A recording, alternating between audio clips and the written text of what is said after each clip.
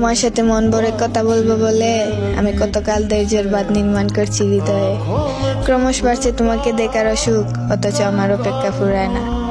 তোমাকে দু চোখ পরে দেখবো বলে আমি দিন হিসেব করি, দিন চলে গিয়ে মাস চলে আসে, মাস পেরিয়ে বছর, আমার আর অপেক্ষা ফুরায় না। আমার ধৈর্য শক্তি কম, অপেক্ষায় থাকতে আমার ভীষণ কষ্ট হয়, অথচ তোমাকে ভালোবেসে আমি ধৈর্যের পরীক্ষা দিচ্ছি। অপেক্ষায় ঢের বেশি যন্ত্রণা হলেও আমি আজকাল অপেক্ষা করতে জানি। চারিদিকে দুঃখ পেয়ে আমি নীরব থাকি, তীব্র হতাশায় আমি দাঁতে দাঁত কামড়ে চুপ থাকি। মন খারাপের দিনে আমি নিজেকে ভীষণ ব্যস্ত রাখি।